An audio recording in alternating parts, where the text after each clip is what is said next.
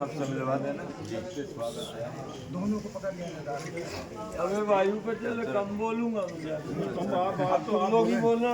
हम क्या बोले दादाजी, आप ही बोलो। आप तो आप बोलते हैं, आपका उद्देश्य। अरे मेरा तो ये जीवन था, दिखाई दे रहा है। दोनों को ऐसे पकड़ना है।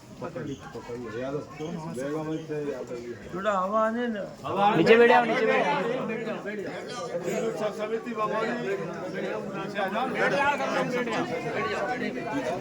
दादाजी के पास नीचे नीचे तरफ से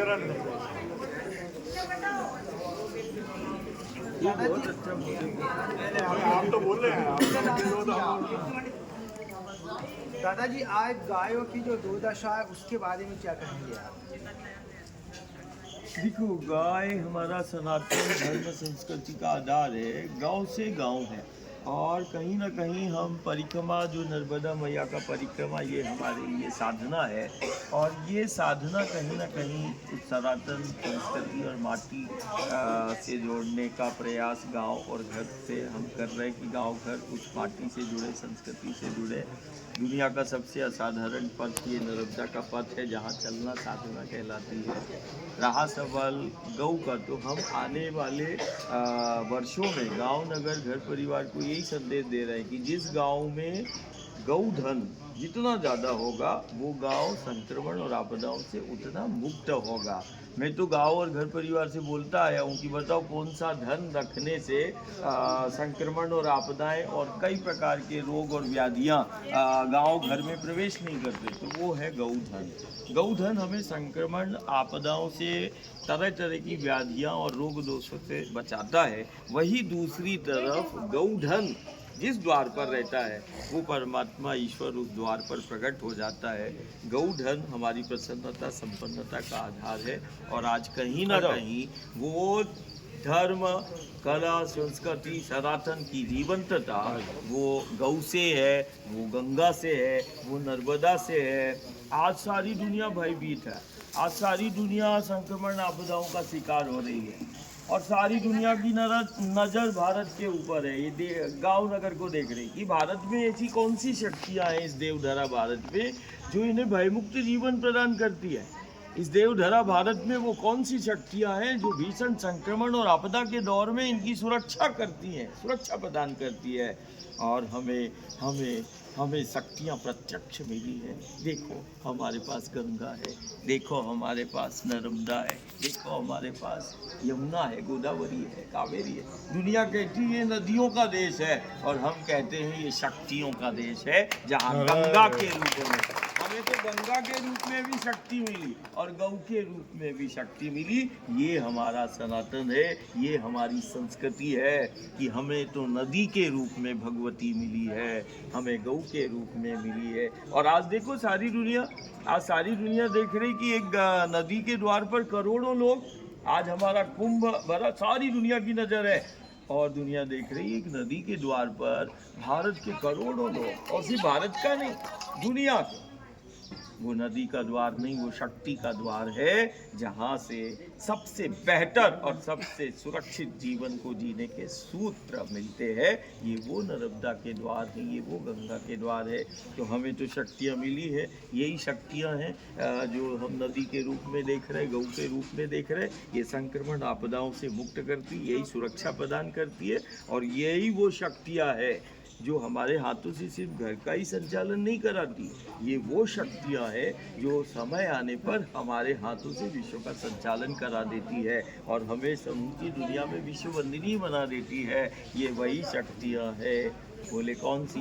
बोले गंगा, गौ, नर्मदा। ये शक्तियाँ है, हमने शक्तियों को प्राप्त किया है। और देखो ये शक्ति ही है कि हम देखो वायु पर चलते हैं। आज सारा देश नहीं, दुनिया का ज्ञानी विज्ञानी देख रहा है। देखो, और हम ही है, हम पेड़ पहाड़ों को पूजते हैं परमात्मा और ईश्वर के रूप में। ये हमारा सनातन है। क्यों? कारण हमने परमात्मा ईश्वर उसको बोला जो प्राण शक्ति का संचार कर दे, वही तो परमात्मा है। जो जीवन शक्ति को धारण करने में जिसकी सामर्थ्य है, हमने उसको देवता के रूप में, परमात्मा ईश्वर के रूप में पूजा है। और हमें गर्व है अपनी संस्कृति पर कि हम पेड़ों को, पहाड़ों को भी परमात्मा ईश्वर के रूप में पूजते हैं। वृक्ष ही प्रत्यक्ष है। और हमें देखो हमें देखो वो शक्तियाँ हमें विंध्याचल के रूप में भी मिली है, हमें हिमालय के रूप में भी मिली है, सतपुड़ा के रूप में भी मिली है, अरावली की पर्वतमालाओं के रूप में भी मिली। दुनिया के लिए ये पेड़ पहाड़ हैं, हमारे लिए जीते जागते शक्ति के स्रोत हैं। यही शिव स्वरूप है, यही परमात्मा स्वरूप है। तो देखो विंध्याचल की हवा चल रही है, कभी 32 कभी 38। देखो वायु पर चलना होता है। ये सनातन की भी जीवंतता है और ये हमारा धर्म का भी जीवंतता है। और यही हम बोध कराना चाह रहे हैं कि देखो अपनी माटी से जुड़ना है, हमें अपनी संस्कृति से जुड़ना है और अपना सनातन, अपना धर्म, अपना संस्कृति का यदि जीवंतता देखना है तो चलो गंगा के पथ, चलो नर्मदा के पथ, चलो विंध्याचल, चलो सतपुड़ा। ये असाधारण है। तो सब इसी से जुड़े और बेहतर जीवन को जिए। लेकिन महाराज कृषि की बात की जाए तो अधिकांश देखा है केमिकलों का ज़्यादा उपयोग किया जा रहा है लाभ के लिए, तो इसके पे क्या कहना? मैं परिक्रमा के दौरान गांव-गांव से संकल्प दिला रहा हूँ कि माटी में जहर मिला के जीने की हमें बात नहीं करना है। अब तो खेतों में आग लगाना भी किसानों ने चालू कर दिया। तो खेतों में आग लगाना बंद करो, पेड़ों को काटना बंद करो और माटी में जहर, हम उस कृष्ण का और चरित्र का चिंतन करते हैं और उस गुरु गोविंद का हम मान करते हैं जो माटी का मान करता है। हम तो उस कृष्ण के चरित्र को हम जानते हैं कि वो माखन खाने वाला यमुना के तट की मिट्टी को खाता है और मिट्टी को खाकर यशोदा को ब्रह्मांड दिखाता है। माटी के एक एक कण में छिपे उस ब्रह्मांड को दिखा दिया, माटी की महिमा, माटी के महत्व को बता दिया। माटी हमारा अस्तित्व है, ये सारे जगत को बता दिया। ये कृष्ण चरित्र है। तो माटी से जुड़कर जीना सिखाया वो मेरा गुरु गोविंद है। और आज कहीं ना कहीं विसंगति आ रही है कि वो माटी में जहर मिला के जीने, वही संक्रमण और व्याधियों का कारण है। तो ये साधना वो धरती के आंचल को जहर मुक्त करना, और चाहे गंगा नर्मदा गोदावरी का आंचल हो, जो माँ के आंचल से मिल रहा है वही जीव जगत का आधार है। और माँ का आंचल जितना स्वच्छता और पवित्रता रहेगी उतना गांव और घर हमारा स्वस्थ और समृद्ध रहेगा। तो माटी में जहर मिला के जो अन्न को पैदा कर रहे हैं, आज पूरे नर्मदा के तट और पथ पर कोई ऐसा हमें गांव नहीं मिल रहा है गंगा यमुना की जहाँ कैंसर ना हो, 2-4 heart fail, liver fail, kidney fail, शरीर काम नहीं कर रहा, दिमाग काम नहीं कर रहा। ये दूषित आहार, हमारा आहार, हमारा खान पान के कारण आज गांव तरह तरह के संक्रमण और व्याधियों से घिरा हुआ है। ये हमारा कहीं ना कहीं जीवन शैली में विसंगति आई है और उसी विसंगतियों को दूर करने के लिए हम परिक्रमा कर रहे हैं। महाराज जी नर्मदा जी की निरंतर परिक्रमा कर रहे हैं और नर्मदा जी में जो प्रदूषण हो रहा है उसके संबंध में अब ये मेरा जीवन है, मैं तो जीकर ही बता रहा हूँ कि नर्मदा नदी नहीं, नर्मदा हमारी शक्ति है और हम शक्ति पर जी रहे हैं। हम बोलकर नहीं, हम गांव नगर को समझा रहे हैं, हम तो जीकर समझा रहे हैं कि नर्मदा के जल की एक एक बूंद में समाई शक्ति है।